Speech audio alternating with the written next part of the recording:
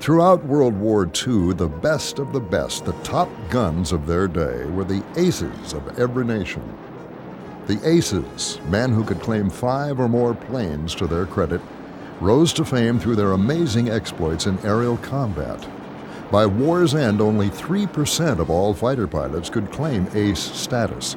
Those 3% accounted for almost 50% of all the air-to-air victories scored between 1939 and 1945. How did they achieve such success? Clearly, an ace was a breed apart, a man who combined extraordinary flying skill with courage, keen eyesight, and savvy tactics. Those who lived through their combat experiences were usually the most calculating of all. The men who balanced risk-taking with a cool, professional understanding of their aircraft and the capabilities of the enemies. The best aces chose their tactics based on those two factors, combined with the position they found themselves in at the start of a fight. Fighter tactics in World War II underwent a radical transformation by the time VE Day brought the fighting to a close. As much as air fighting changed, however, the basic elements remained a constant. In fact, all the basic tactical foundations had long since been laid in World War I. But it took time for those lessons to be relearned once Hitler's rampage in Europe began 20 years later. During World War I, air combat tactics evolved into 2 basic elements in the fighting over the Western Front. The first was the traditional swirling, turning dogfight that you see in all the World War I type air combat movies. But the Germans developed a real specialized tactic by 1918 to preserve their small fighter force on the Western Front. This was the hit-and-run tactic. They were able to dive into opposing formations, hit them, and then run away as fast as they could by high-speed dives. Well, during the 1930s, both of these elements of air-to-air combat were really lost as tacticians and theorists concluded that dogfighting was a thing of the past because of the high speeds that new fighter aircraft were capable of achieving. The RAF was probably the most heavily influenced by that argument. Instead of focusing on air-to-air combat between fighters, it developed a wide array of rigid tactics designed to mass the firepower of a fighter formation onto bombers. Fighters in the RAF were considered interceptors, not air superiority weapons. The mass attack tactics developed by the RAF during the interwar period proved to be an utter catastrophe during the initial stages of the Second World War. The main reason for this was the fact that when flying in these tight formations, only the squadron leader or the flight leader would actually be looking around for enemy aircraft. Everybody else was so busy flying wing on the other aircraft in the formation that they didn't have the opportunity to be looking for enemy aircraft. Consequently, they were constantly surprised and aircraft were lost that probably wouldn't have been lost had they been flying in looser formations. The other issue was the fact that taking these unwieldy, large, cumbersome formations and trying to maneuver them in a very, very fast dogfighting environment proved to be incompatible with the realities of modern air warfare. If the RAF entered the war with deliberate and rigid tactics, the Luftwaffe took the opposite approach. The war in Spain taught the Luftwaffe to heed the lessons of World War I. They developed loose formations of 4 planes each called a swarm, with 2 plane elements called routes. They were flexible and allowed the pilots enough room so they could be looking around for enemy aircraft. As the British came up their learning curve, they gradually abandoned their pre-war tactics in favor of modified German formations. Originally, RAF squadrons flew 3-plane VICs or Vs, where the leader flew with 2 wingmen tucked in tight behind him. By early 1941, the British had developed a 6-plane formation that was much looser and effective. It was a variation on this formation that the RAF taught to newly formed American squadrons that joined the fight against the Luftwaffe in 1942. Basically, the British formation that we used was a box formation. A leader, a wingman behind him and slightly off to the side, element leader, and his wingman off a little bit to the side, almost a box. From the RAF tactics that the U.S. Army Air Force inherited in North Africa and also in the early days in England, the pilots, the fighter pilots, the American fighter pilots, developed a new formation that they called the Finger Four. And it's very similar to the German Schwarm. But imagine 4 planes on the end of each finger, and each fingertip or fingernail representing the aircraft. The leader would be right here, the flight leader. His wingman is this guy right here. The element leader is here, and the element leader's wingman is in trail behind the rest of the formation back here.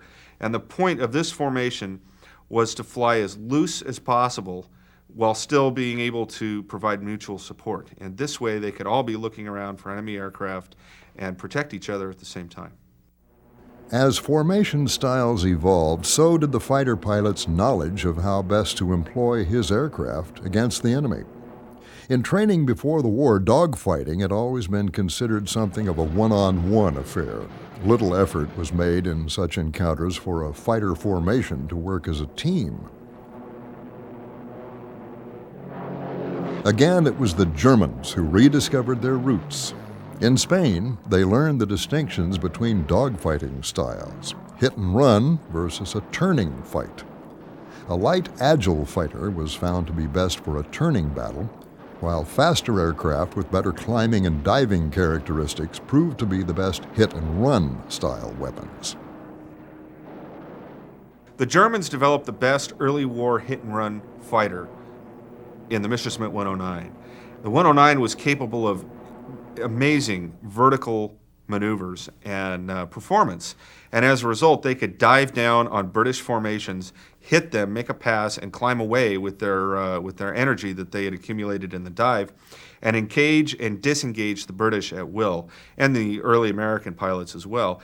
And this sort of attack caused a lot of losses amongst Allied aircraft and aircrew during the early days and early months of the war. The only thing that the British and the American pilots in 1940, 41, 42 could do was try to break away from these diving attacks and turn. And while that was a fine defensive maneuver, it made them entirely reactive. They could not really retain the initiative or capture the initiative away from this amazing energy fighter. Anytime you got into a jam, attacked by 109, and they were usually above us, so they'd have the initiative initially. Anytime you were attacked by a 109, about the only thing you could do to keep from getting hit was to get into a tight turn, which he couldn't keep with you. And if you could persuade him to stick with you, you could eventually get around, work into position on his tail. The Germans could never turn with you. A 109 had a much heavier wing loading, 32 pounds versus the Spitfire's Hurricanes 25. So a German wouldn't be fool enough to try and get in a tight turn with you. You'd nail him. You'd just turn inside him and shoot him. They knew that. Occasionally, overzealous German pilots would commit a fatal error and attempt to turn fight Allied fighters. Those pilots did not live long. I spotted a bunch of 109s came down from above us, and heading down toward the targets. Well, I turned my flight up into them and tried to divert them, drive them off, which was kind of silly because there were about six or eight 109s and we were 4 P-40s at that point. At any rate, we got into a big hassle going round and round, and I wound up with 3 of them on my tail, taking turns making passes at me. And as I had mentioned earlier, when they'd get within what I estimated was firing range, why I'd go into a turn and manage to divert them that way to the point where they couldn't pull enough lead to hit me. And one of them made the mistake of trying to turn with me, and in 2 turns I got around behind him and killed him. As the war progressed and newer American designs entered the fighting over Europe, the Germans saw the advantages they enjoyed with the Me-109 and FW-190 erode. From about mid-1943 on, German pilot quality really began to decline. And as it declined, Allied pilot quality increased as there was more breathing room to train the pilots more effectively and more thoroughly before they went into combat. And it was that fact, combined with the new aircraft that the Allies were just beginning to deploy, that could outclass the 190 and the Messerschmitt 109, that gave the Allies the edge they needed in the skies over Europe. The P-47 Thunderbolt was the first of the new breed. At altitude, nothing could beat a Thunderbolt if flown by a skilled pilot. Though normally considered a hit-and-run or energy fighter due to its terrific diving abilities, in the hands of a skilled pilot, the P-47D and M models could tackle any Luftwaffe fighter in any type of dogfight.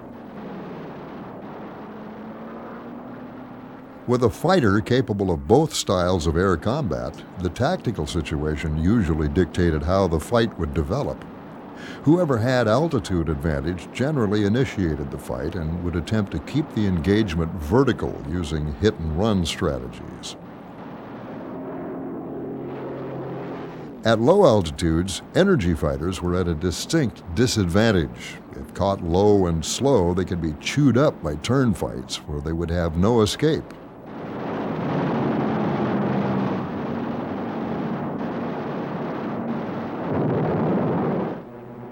Fortunately, the P-47 in skilled hands proved to be a more than capable all-around fighter, even in a low-altitude turning fight. We were on the deck, working on the deck, and I think we could outfly him on the deck. He couldn't get away from me. I could turn in and keep right with him, and so I just had him going, and he finally decided it was better get out than to get shot down. While the P-47 proved to be an excellent fighter aircraft, early P-38 pilots who flew against the Luftwaffe in late 1942 and 43 found themselves at a real disadvantage. Initially, many P-38 squadrons attempted to engage in turn fights with the German 109s and 190s, a disastrous mistake. Since the 109s and 190s were as fast or faster as early P-38s, the American pilots usually could not outrun their Luftwaffe counterparts unless they started a fight with an altitude advantage. Even the mid-war variants of the P-38, including the F and G models, had a particularly hard time in Europe in the escort role. Tied to the bombers, the Lightning pilots seemed to always find themselves in a disadvantageous tactical situation. A German plane could cut off their attack any time. All they had to do was dive. A P-38, this was a bad maneuver, because if we went into a dive and followed them, we got into compressibility. At first, we couldn't pull it out of there. Compressibility is a high-speed buffet, and it's dangerous. They were up there hiding in the sun, and they'd roll over and come down at us, and for a while there, we thought the Germans were after us instead of the bombers. We couldn't outturn them, and we couldn't dive with them. It was their show there for quite a bit. We didn't get as many of them, I guess, as they got of us. We had quite a few losses. After some painful lessons, the P-38 units learned to at least hold their own against the Luftwaffe through 1943. When you see them coming, you turn. They didn't like the front end of a P-38, and they had respect for us. You see, they didn't know what we could do. They had to learn just like we did how well we were going to perform against them. By the end of 1944, however, the P-38L reached units in the European theater and gave the Americans a revolutionary model of the Lightning. With its hydraulic boost controls, dive brakes to inhibit compressibility, and powerful Allison engines, the L model allowed the pilots to employ tactics that weren't available to them before. The original P-38 was kind of stiff. You had to really put effort. 1 pound here was 1 pound out there. But after they put those hydraulic boosters on it, 1 pound here was 16 out there. And boy, we could outroll Spitfires or P-51s or any of the rest of them with aileron boosters.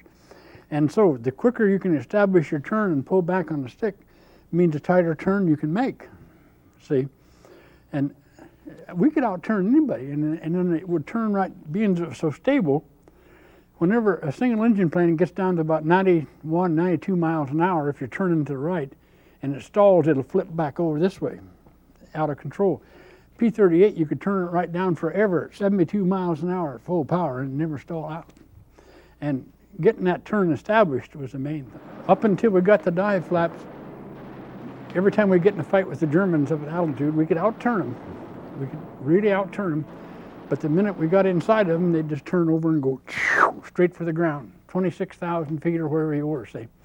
And if we chased them, we got out of control. And the P-38 wanted to tuck back under like that, and the more you pulled on it, the more it would tuck under.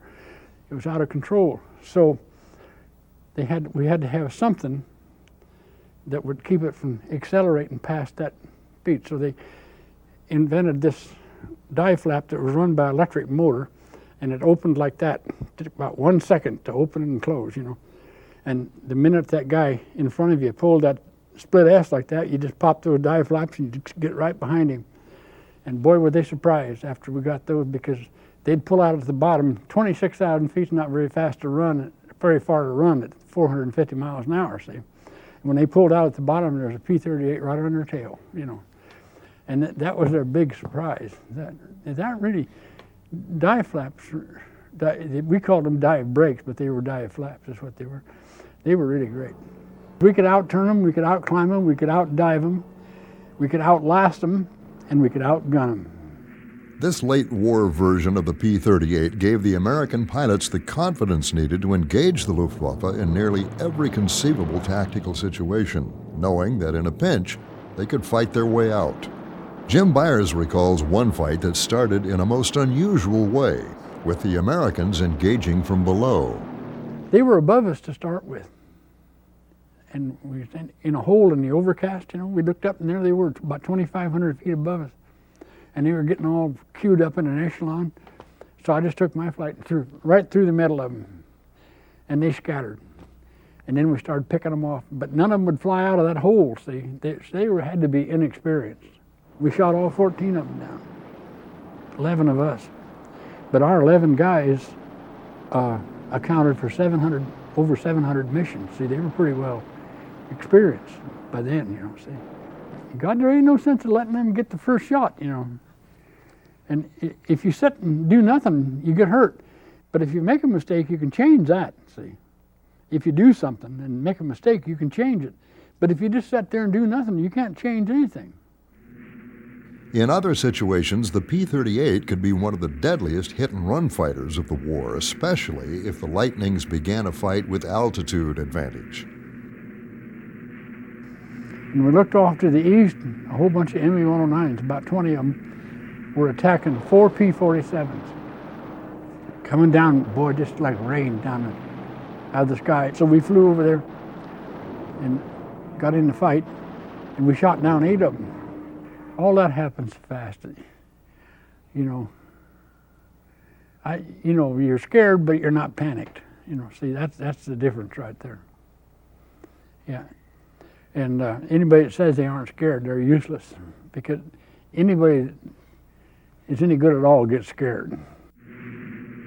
In 1944, when the 354th Fighter Group introduced the P-51B into Northern Europe, the tide of the air war turned decisively against the Luftwaffe. At last, the Allies possessed a long-range air superiority fighter whose capabilities matched or exceeded every enemy fighter. While the P-47's major weakness was its slow rate of climb, the Mustang climbed like a homesick angel and dived with the best the Luftwaffe had to offer. With no major weaknesses, the P-51 became the best all-around air superiority fighter of the war, at any altitude. That caught the Germans flat-footed there for a while. They really give them a bad time.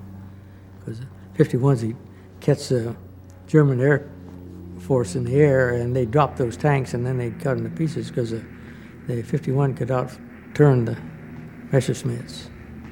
So they made out real well there. By war's end, the nature of the air war had evolved into a brutal struggle for positional advantage. From the early days when the Germans were able to dominate the RAF with their sleek 109s and their deadly hit-and-run tactics, newer Allied aircraft arrived in time to change the fundamental nature of the air war. While retaining their edge in turn fights, Allied pilots enjoyed unparalleled flexibility with the late generation of fighters and could fight the Germans in vertical hit-and-run style and win. Such flexibility spelled doom for the Luftwaffe's fighter force by 1944. While different tactics could help offset the advantages an enemy may have in aircraft quality or quantity, there were some basic elements to air combat that always remained a constant. Mastering them took time, something that fighter pilots in World War II didn't always have. During World War II, American pilots used to say, "Fly 5 and stay alive." And what that meant was, if you made 5 missions, if you flew 5 missions and you were still alive, your chances of survival through your entire tour just went up exponentially. The reason for this was something that later was called situational awareness. SA was basically the ability to process all the information going on around a pilot in the midst of an air-to-air engagement. And developing the sense of situational awareness needed for survival in air combat took time. If a pilot could fly 5 missions, he'd have the experience needed to really understand and process the things that he saw. But before that point, he had no concept of what was going on around him. Frequently, pilots never even saw aircraft around them in an air-to-air engagement, and even more seriously, they rarely saw the aircraft that shot them down. As a result, it was the inexperienced pilots that made up the brunt of the losses through the entire Second World War. Dogfights are funny things. They're huge. They might go all over the sky. You lose track of your own people. Hopefully your wingman stays with you. If he doesn't, then you're in trouble because you not only have to watch what you're doing, you have to watch behind you. People who don't check 6 are in deep trouble. If they won't be victor, they'll be victim. Sighting the enemy has remained the single most important element to winning any air-to-air engagement. Once the enemy had been sighted, keeping them in sight was always critical to winning the battle. Another fighter pilot proverb of the day ran, "Lose sight, lose the fight." Without knowing what the enemy was attempting next, a fighter pilot could not select the maneuver needed to counter it. Again, that was why so many inexperienced pilots went down. They simply could not see or process all the information unfolding around them. Sometimes, if a pilot lost sight of the friendly aircraft in his flight or squadron, they could be almost as hazardous as the enemies in close-range turn fights. One of my very first sightings of an enemy aircraft was a 109 who crossed in front of me. I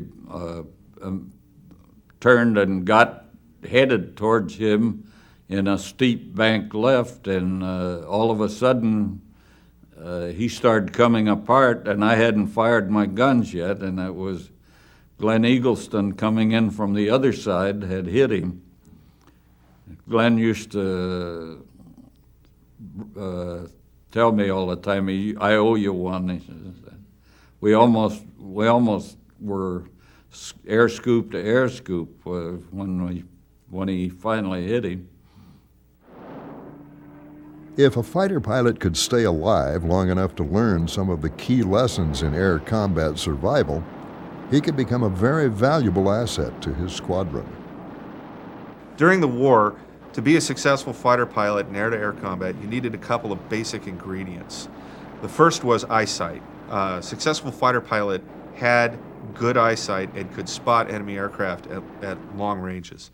The second was the ability to fly his aircraft to the edge of its performance envelope. Basically, he needed to be a good pilot.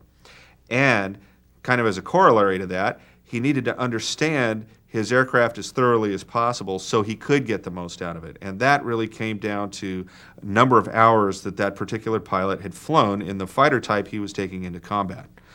Lastly, he needed to have a thorough understanding of the tactics that would maximize his aircraft's potential and capabilities in air-to-air combat, while at the same time negating some of the advantages the enemy aircraft possessed over his own aircraft.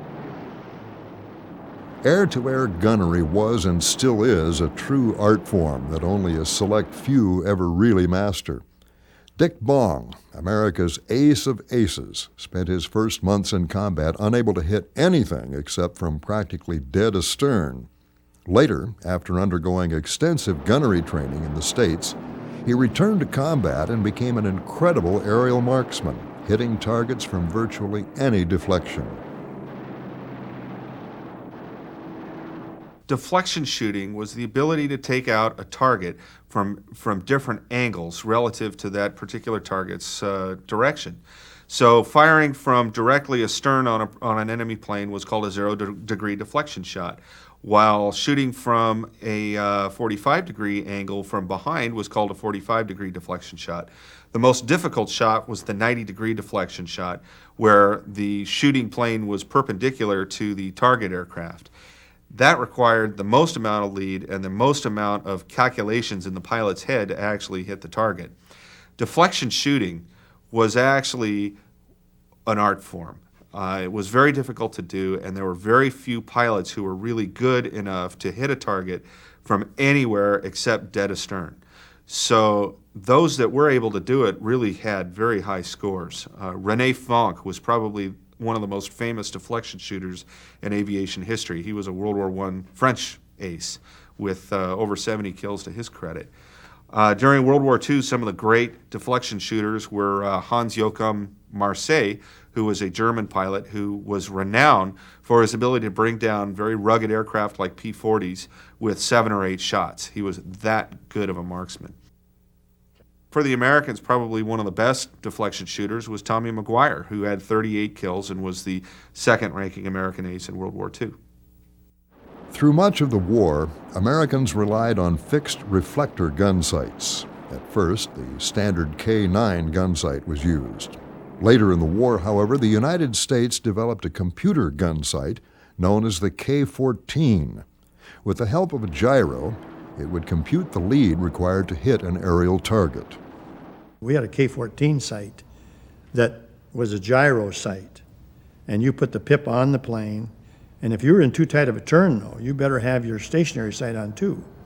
And that happened to me, and I was pulling in a real tight turn, and the thing was gone. Just dumped. It would dump. You pull a gyro too fast, it'll dump. Then you got to shut it off and get it going again. And if I'd had my needle or ring and dot, I probably got him, but nothing I could do. So you had to be careful when you were in a real tight turn with that gyro. But it was a big improvement. It was the rare individual indeed who could master all these complicated and demanding elements of air combat and survive long enough to get good at them. Of those who did, only a select few became true hunters, the aces. Their workplace was the vast reaches of the sky over Europe. Their job, a grim repetition of killing and survival. Losses among the top aces were always high.